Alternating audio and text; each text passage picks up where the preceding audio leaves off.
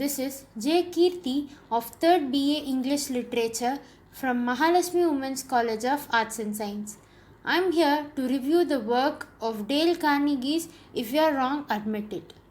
Dale Carnegie was an American writer and lecturer, and he was the developer of courses in self-improvement, salesmanship, corporate training, public speaking, and interpersonal skills. Dale Carnegie was born on 24th November of 1888 on a farm in Maryville, Missouri. He was the second son of farmers James William Carnegie and his wife Amanda Elizabeth Harbison. Dale grew up around Madison, Missouri, southeast of Maryville, and attended rural Rose Hill and Harmony one-room schools. Dale would develop a long-standing friendship with another Maryville author, Homer Croll. His first job after college was selling correspondence courses to ranchers. He moved on to selling bacon, soap, and lard for Armour and Company. He was successful to the point of making his sales territory of South Omaha, Nebraska, the national leader of the firm. His first marriage ended in divorce in 1931 on November 5, 1944. He married his former secretary Dorothy Prince Vanderpool, who also had been divorced. Vanderpool had two daughters, Rosemary from her first marriage and Donna Dale from her second marriage to Dale. Dorothy ran the Carnegie Company following Dale's death. Dale died of Hodgkin's disease on November 1, 1955 at his home in Forest Hills, New York.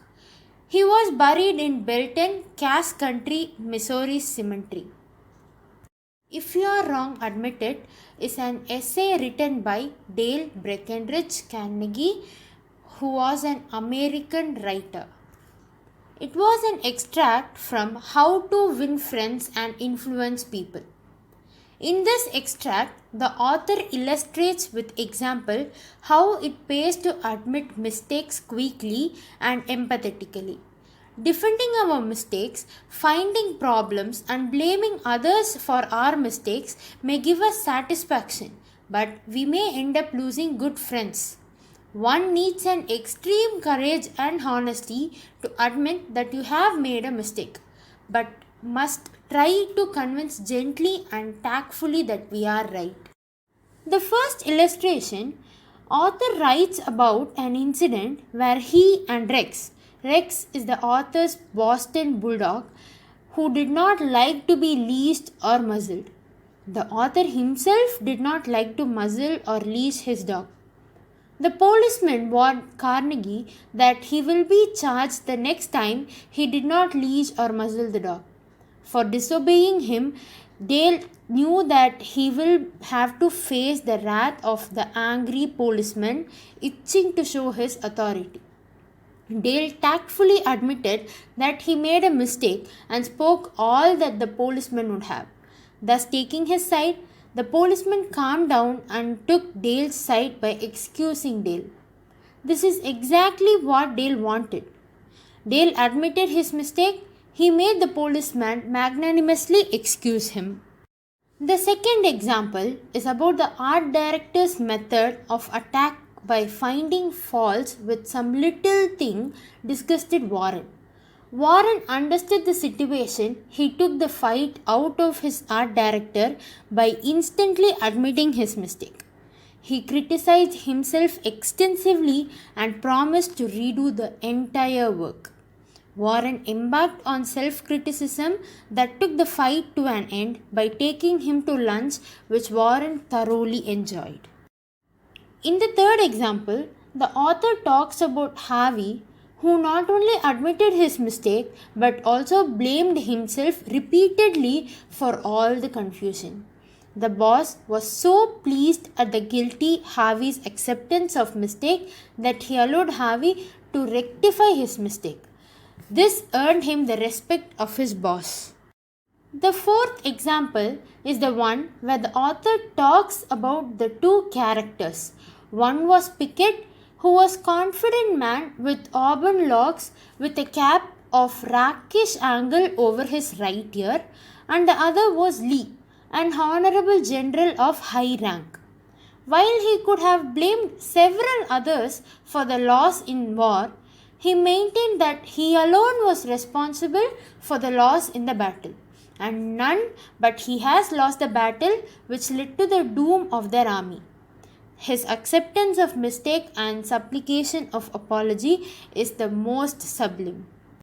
In the fifth example, the author is discussing about the Chinese culture. Migek Chiang, who was the tutor of author in Hong Kong. Chinese tradition forbids elders from taking the first step to reconciliation with the young. The Chinese father, knowing that it was his fault for his son leaving him, he did not budge, since it was the tradition that forbade elders from taking the first step toward reconciliation with their younger counterparts. But his desire to meet his son and his family and the realization of his mistakes overpowered his long nurtured ego. He leaves his ego behind and with all his heart seeks his son's forgiveness. The sixth example is of Hubbard, who had the rare characteristics of turning his foe into his friends by taking their side when he felt he was right. Hubbard used to pull an irritated reader to his side by confessing that just like them, he too disagrees with what he had written earlier. He would also call them over to his place to thrash the subject over. This way, he ditches the fumes of an explosive reader. Mistakes are often constrained in developing a mutual understanding. If two people think they are working towards a common goal and one person blocks that process by mistake, then it is important to find a tactful way to create alignment.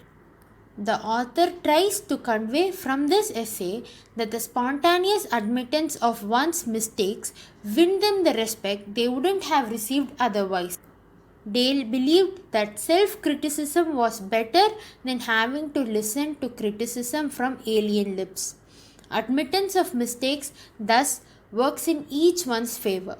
He says that when we are right, we should try to win people gently and tactfully to our way of thinking.